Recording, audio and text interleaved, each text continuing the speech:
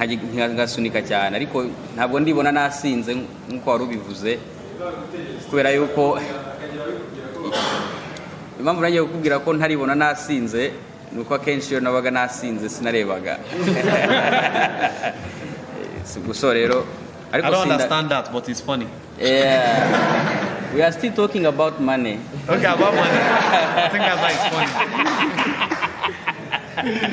Yeah, yazanye cyane cyane abanyamahanga ariko nta kiruta Imana nawe yavuga yuko nawe ari umunyarwanda nkatwe. I was telling them that even if I'm a comedian, but I'm poor, so so if you have anything you can provide, so you can do it. Yeah, here in Rwanda we have what we call Momo. So truly a comedian. You can say we have Pampi. Okay, yeah. Here we have Pampi. Okay, yeah. Integrity manner. So I'm also a Rwandan citizen. All right. So I feel honored to be part of this Rwanda. Visits and for other and link-ups. So I'll be coming here. My fans should expect to see me regular here in Rwanda. Yeah.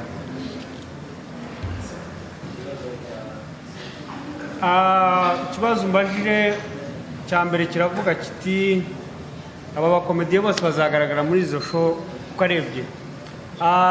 Umunsi w'amabisi ni umunsi uri special ko gwa platform abakomediye bakizamuka kugira nabo bigaragaze.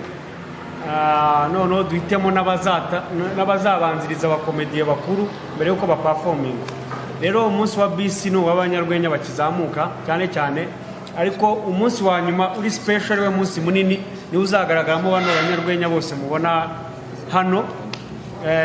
Nuko nabisobanura.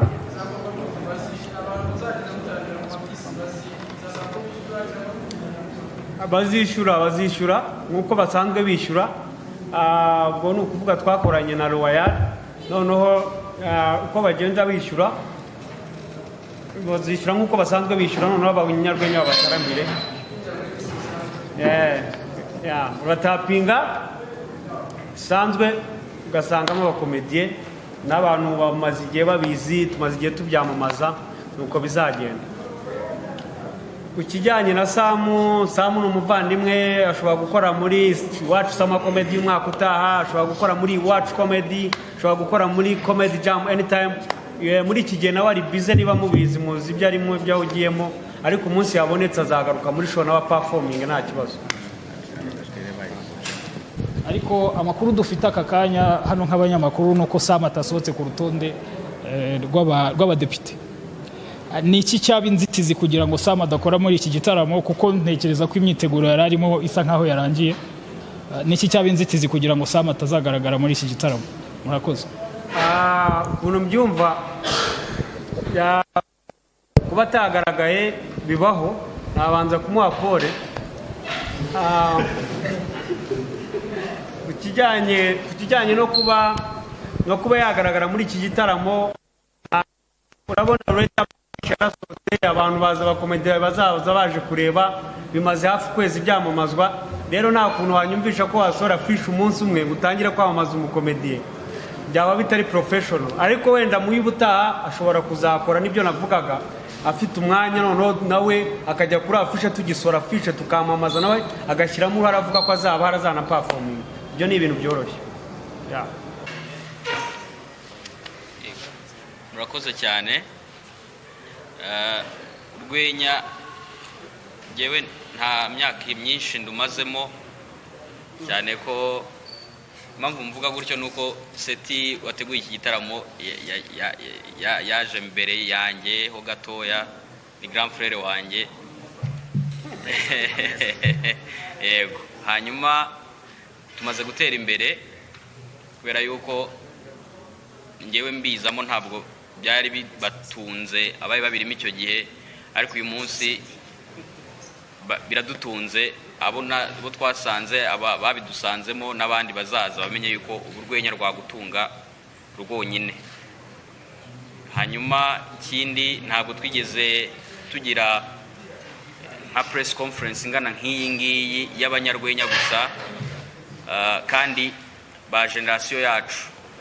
Yego byajyaga biba mbere ari nka wabiteguye muri Seka Live yazanye cyane cyane abanyamahanga, ariko nta kiruta Imana nawe yavuga yuko nawe ari umunyarwanda nkatwe. I was telling them that even if I'm a comedian, but I'm poor, so so if you have anything you can provide, so you can do it. Here in Rwanda we have what we call Momo. So Truly a comedian. You can say. We have pumping. Okay, so rero ikindi kintu cya gatatu nabyita nka confidence sigaye twifitiye nk'abanyarwanda yo kuba umunyamahanga kera yazagayo ba Salvador bazaga twabaga turi mu nguni tubareba gutya. Uyu munsi ndasharana nawe nkumva nyine nanjye I'm proud to be a Rwandan comedian, kandi nkumva yuko yego n'umusitari, yego n'umuhanga, yego byose, ariko natwe wenda ikibura ni platform nini, ariko I think yuko natwe dushobora kuba twabigeraho turamutse tuyibonye, kandi nirwo rugendo turimo. Hanyuma ku by'urukundo rero, rukundo ni naryo zina ryanjye, nitwa Rukundo. Rukundo ni ikintu cyiza, ruraryoha nyine, urabona ko niyo ndimo ndaruvuga rukuntu agasura gahinduka. Ubwo rero nk'abantu banjye nzabyihererana, ibyo muzajya mubona byose, ibyo nzayangeraho byose nzajya mbibasangiza uko biri. Ubwo aho bigeze, aho mumaze ibyo mumaze kubona nuko ariho bigeze nyine, ntacyo nigeze mbahisha na kimwe, kandi n'ibindi bizagenda biza nzagenda mbatsamo gake. Murakoze cyane. Okay, so you asked how do I feel about Rwanda blogs reposting my stuff, right? Honestly, I count it as a privilege, and the fact that I see the love, the reciprocation of the love that I show out, I give out there for Rwanda, and then it's been appreciated by most blogs in Rwanda. I feel joyful and I feel very happy. About the president, Paul Kagame, I got to know Rwanda through the president. So I was watching, that was in 2020. So I was watching African Leaders Summit in Europe or Australia, I think in Europe, yeah. And then he came out, he was speaking, and I was like, oh, this is how a president is supposed to look like. You understand? If you watch him very well, you will find out that he's somebody who has the interest of Africans at heart. Africans in general, not just Rwanda. So I got to follow him on Instagram. If you check his comment section, you always see my comments on his page, as far back as 2020. So I follow him steadily and what he does with his principles and all. And I keep loving what he does on a daily. And I keep loving how he has united Rwanda. Okay, like now we are all Rwandese. All right. So I feel this is what a true African president should look like. You understand? I'm not talking politically. I'm talking from what I have observed and what I've seen. You understand me? So I come from a country where we are very divided. You know, Nigeria is very big. Right? So seeing a country like this united in one, in love, it's a kind of encouragement, and it's what I wish for all Africans. And I pray that all African leaders should learn from your president. Thank you.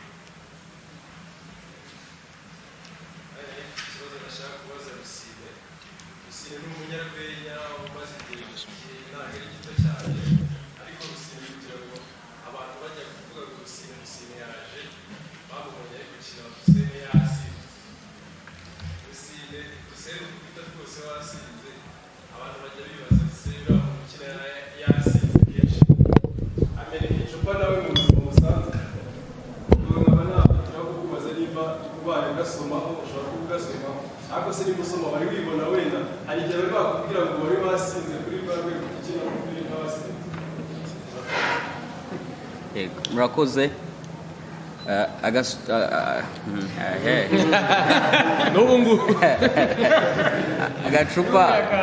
agacupa najyaga ngasoma yego ariko ubu ngubu kubera umwanya muke n'inshingano nyinshi nsigaye mfite ntabwo bikinyemerera kuba nagasoma ariko sinavuga ko abagasoma bakora nabi ariko nanone na gahunda turimo yatumwe less no kugira ngo dukore cyane ntabwo bigikunda yuko umuntu akabonera umwanya uhagije ubundi kera wasanga umuntu akanywa nyuma y'akazi ariko nyuma y'akazi usanga nyine n'ubundi hari akandi kazi niyo mpamvu ntabwo nkagasunika cyane ariko ntabwo ndibona nasinze nk'uko wari ubivuze kubera yuko impamvu nagiye kukubwira ko ntaribona nasinze nuko akenshi iyo nabaga nasinze sinarebaga guso rero I don't understand that, but it's funny. Yeah. We are still talking about money. Okay, about money. I think that's why it's funny. Yeah. wenda nk'uko warubakishije bagenzi banjye kuvuga ngo urwenya rurakenewe cyane ariko ruboneka gake tugomba gushyiramo imbaraga noneho rukaboneka bihagije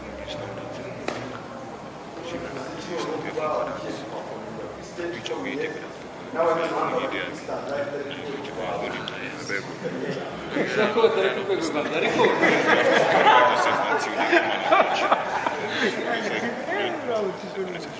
ni ibintu nishimira cyane ko inzozi z'umuntu wese hari abantu aba yifuza kuzapakomezana nabo ntabwo ubona ukavuga ati iriya stage ntazayimva urumva bimwe mu byo nshaka bigenda bigerwaho urumva rero ubwo ni ukureba imbere tuzaba turi kumwe n'abantu cyane ni byo twishimira cyane urakoze cyane ikibazo mbajije niyo mpamvu nakubwiye ngo tugira show eshatu tugira comedy jam ikunda kubera mu tubari tuba tugira ngo twegereze na ba bantu basanzwe basohoka bumva indirimbo bakunda ama club bamenye na comedy iwacu comedy turi kwiha schedule nayo kuzajya iba byibuza utangira gake gake ugatangira rimwe mu kwezi kabiri mu mwaka uko umuntu agenda abona imbaraga agenda azamura ibintu turateganya ko nitubona imbaraga tuzatwikora kenshi gashoboka tukayegereza mu ntara umuntu wese usanga kenshi abantu bo mu ntara babonera comedy kuri YouTube bavuga ati bibera i Kigali niyo mpamvu kuri inshuro twayijyanye Gisenyi iyo n'abanya Gisenyi umve test ya stand up comedy umve ukuntu comedy bimeze y'abantu bari guperforming ariko turateganya kwagura ibikorwa tukabigeza ahantu hanini ndetse no kuvuga iyo minsi kuba genzi iba kabiri mu kwezi ushobora no guhuza imbaraga tukajya dukora kane mu kwezi bacu comedy kaba kabiri genzi kaba kabiri ugasanga turabafite icyumweru cyose comedy ziri kuba igihe cyari cyose mu kwezi byibura buri cyumweru ikaba ibyo turi gupanga mu bihe biri imbere tuzaganira twese turacyari kumwe abakomedi bo mu Rwanda turi gupanga imishinga myinshi muri rusange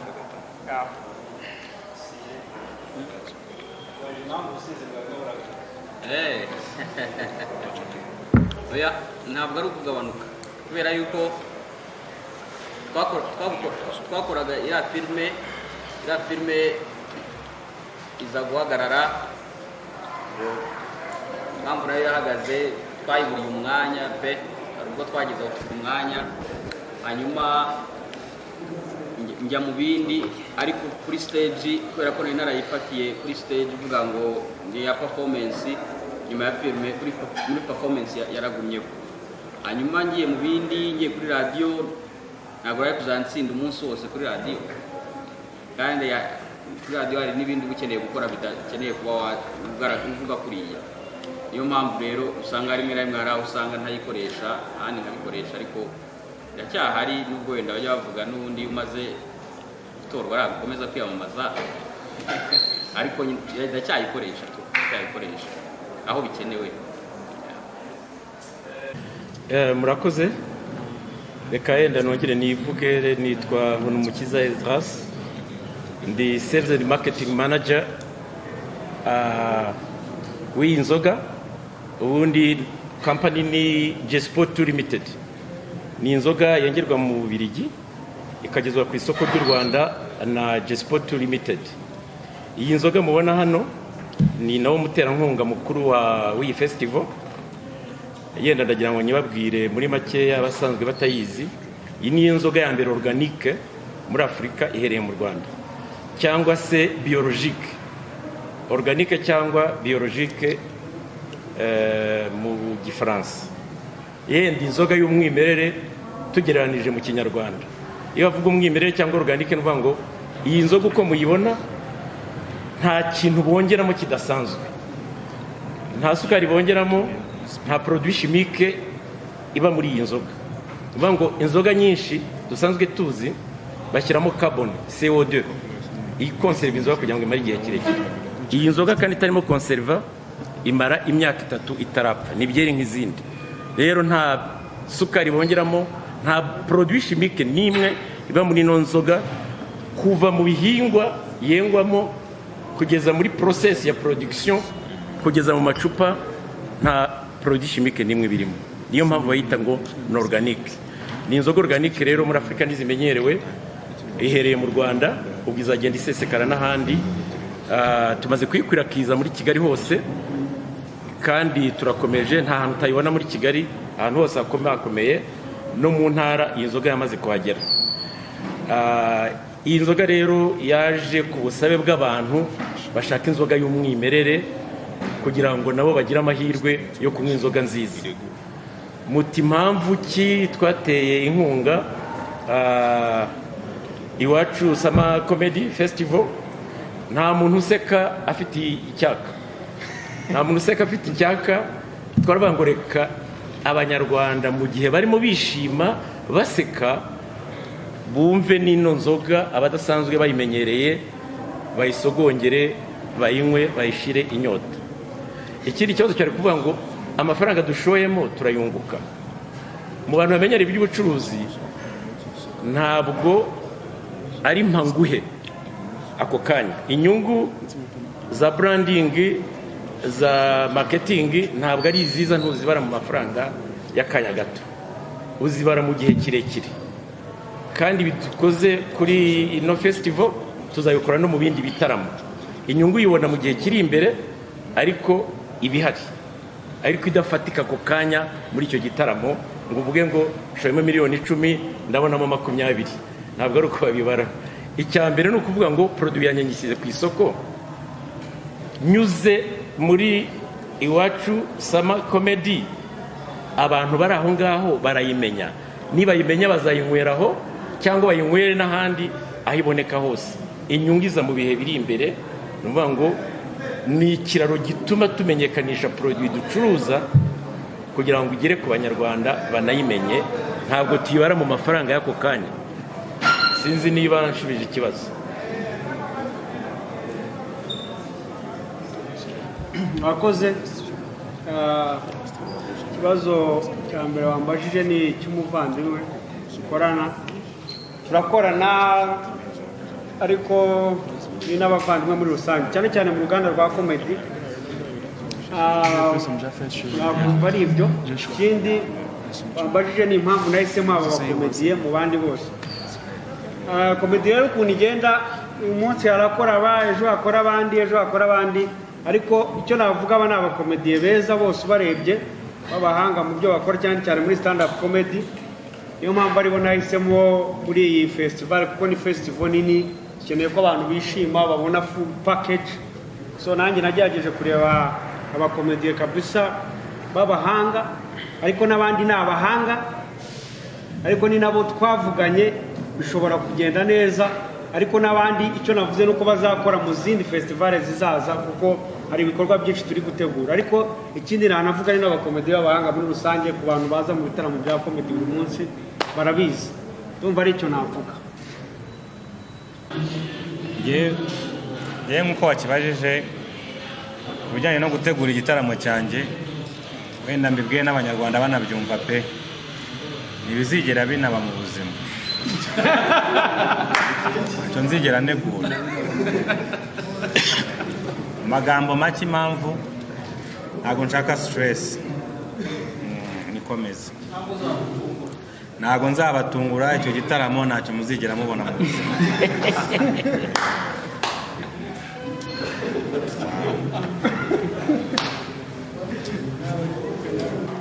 ikintu gihari nibyo nasobanuraga hari abakomediye ba openinga cyangwa se babanziriza abangaba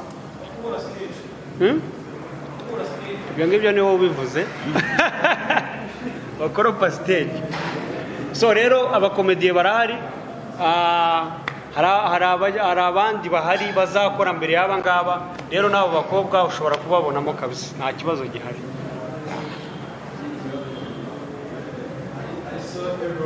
Everybody has talked, but let's go to Kingslay's manager. As manager, how do you see his vision in attending, and how long have you been with him in comedy? Okay. Personally, my experience with Kingsley goes as far back as 2012. That's how long. And then very few people know Dr. Kingsley has been doing stand-up before speaking. You know, stand-up, comedy, going for shows, going to pubs, bars, and then it's a story of grass to grace. Well, you know, one thing about social media is it's just when you explode that the world now notices that, oh, there's talent somewhere. And then prior to coming here, this time, we came for a show previously, Comedy Diaspora. I don't know if you guys are aware of it. And I made a comment about how how the whole African limelight and space is beaming with new upcoming talent. And Rwanda is seeming to actually be becoming a very strong participant of this. Basically, to answer your question specifically, the name Indakiritimana, I don't know how we came. I don't know how we started. I just woke up one night and in Taki, I was like, what is this? And I was like, bro, these are my people. And then you go to his comment section, you see a lot of Rwandese. And you get to me, it is so peculiar how Rwandese people grab his jokes. You know, and they pick it up instantly. Some people you have to explain. There was actually, I told you prior to this, there was actually a gig for us to go to somewhere else, Tanzania. I won't specify who wanted to bring us there for an event. This same time frame. In fact, right now that I'm talking to you, there's another show was supposed to be in. Get me? I was like, we're going back to Rwanda. I was like, let's go. I guess the previous show where he came to in Rwanda was in the UK. I get to me. So it was just like, there's a show in Rwanda. I was like, bro, I've heard of that place. I think it's the 4th neatest city on earth, the cleanest in Africa. Now it's the cleanest in Africa. I heard about a lot of good things. I was like, Rwanda, yes. So if it's about the passion, I am 100% committed to pushing whatever talent he has. Like we are literally brothers. I get to me. It's why I don't just want to be anti. I am a pushing support for whatever decision he makes. And especially when it comes to Rwanda, I leave it totally to him. He's in love with this place, and what can I do? We are here. So that's it. Thank you, Litimana. Where did you get the name? And what is your favorite things in here in Rwanda? Where did I get the name? What do you love more in this country? What I love more? You guys know already. Where you took the name of Litimana? Okay, I had the name before. It was Kachikoro. But my fellow Rwandese said it has no name, so that I had to change the name. So they were suggesting names for me. Then there was a book, a Rwandese book I have at home. So I was just checking names, Rwanda names. So I saw Indakiritimana, and I was like, oh, this is it. I don't even know the meaning. I didn't check the meaning, but I just like this, the name. So I picked the name, and when I put it out there, I say, guys, this is my new name. And people love it. They were not telling me the meaning. They say it's God's love. He did not inform me. I was not aware. So, and what I love most about the Rwandese people is how united you guys have become. You understand me? And I love your president so much. So I just love everything about Rwanda. He likes pilau. Pilau. Pilau. We see many strangers in Rwanda, they like to say they love the beautiful girls in Rwanda. Of course, yeah, plus the beautiful girls. Do